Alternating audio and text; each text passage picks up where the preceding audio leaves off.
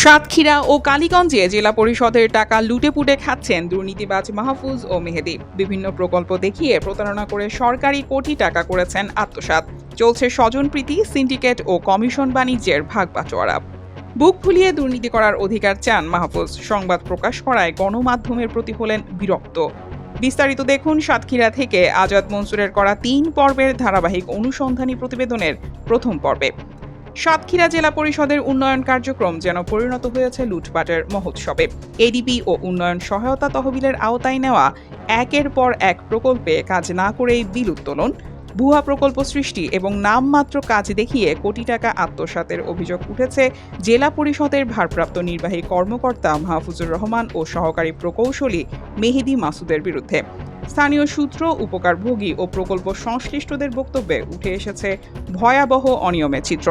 সূত্র জানায়, অন্তর্বর্তীকালীন সরকারের সাবেক মন্ত্রী পরিষদ সচিব ডক্টর আব্দুর রশিদের নাম ও প্রভাব ভাঙিয়ে তার ঘনিষ্ঠজন, আত্মীয় স্বজন ও সুবিধাভোগীরা কালীগঞ্জ উপজেলার বিভিন্ন ইউনিয়নে প্রকল্প বাগিয়ে নেন।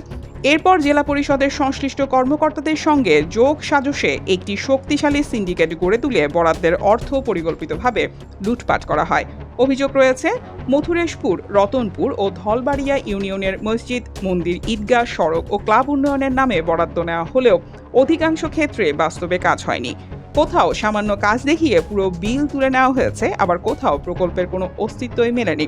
ফলে সরকারি কোটি টাকা কার্যত হাওয়া হয়ে গেছে।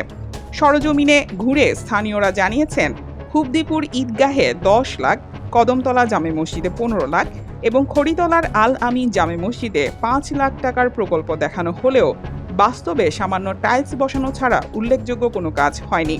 কৃষ্ণনগরের একটি মসজিদের ১০ লাখ টাকার প্রকল্পেও নামমাত্র কাজ করে বাকি অর্থ আত্মসাৎ করা হয়েছে বলে অভিযোগ রয়েছে।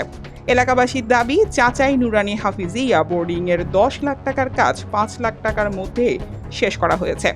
সিপিপিসির আওতায় নেওয়া একাধিক প্রকল্পে বরাদ্দের অর্ধেকেরও কম টাকা সংশ্লিষ্ট প্রতিষ্ঠান পেয়েছে বলে অভিযোগ উঠেছে। সবচেয়ে উদ্বেগজনক বিষয় হলো, একাধিক প্রকল্পের কোনো বাস্তব অস্তিত্বই খুঁজে পাওয়া যায়নি। মথুরেশপুর ইউনিয়নে একটি মাদ্রাসার নামে ২ লাখ টাকা বরাদ্দ থাকলেও ওই নামে কোনো প্রতিষ্ঠান নেই। একইভাবে কয়েকটি সড়ক উন্নয়ন প্রকল্প কাগজে কলমে থাকলেও মাঠে তার চিহ্ন মেলেনি। এমনকি পূর্বে সম্পন্ন হওয়া একটি সড়ককে নতুন প্রকল্প দেখিয়ে পুনরায় অর্থ উত্তোলনের অভিযোগ রয়েছে। একাধিক প্রকল্পের সভাপতি ও সংশ্লিষ্টরা জানিয়েছেন, বরাদ্দের পুরো টাকা তারা পাননি। বাকি অর্থ বিভিন্ন স্তরে কমিশন হিসেবে ভাগ হয়ে গেছে। স্থানীয়দের ভাষ্য, এই পুরো প্রক্রিয়াটি ছিল পূর্ব পরিকল্পিত এবং সিন্ডিকেট নির্ভর। অভিযোগ রয়েছে, জেলা পরিষদের কর্মকর্তাদের সঙ্গে ঠিকাদার ও প্রভাবশালী মহলের সমন্বয়ে একটি কমিশন বাণিজ্যের চক্র গড়ে উঠেছে। এই চক্রের মাধ্যমে বরাদ্দের বড় অংশ আগেই ভাগ হয়ে যায়, আর মাঠ পর্যায়ে হয় নামমাত্র কাজ।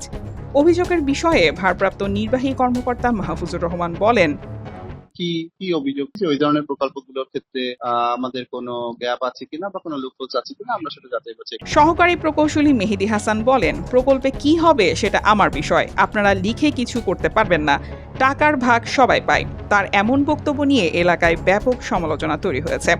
অভিযুক্ত হিসেবে যাদের নাম এসেছে তাদের কেউ কেউ দায় এড়িয়ে গেছেন। তবে স্থানীয়রা বলছেন, উন্নয়নের নামে এই লুটপাটে প্রভাবশালী মহলের প্রত্যক্ষ মদদ না থাকলে এত বড় অনিয়ম সম্ভব হতো না।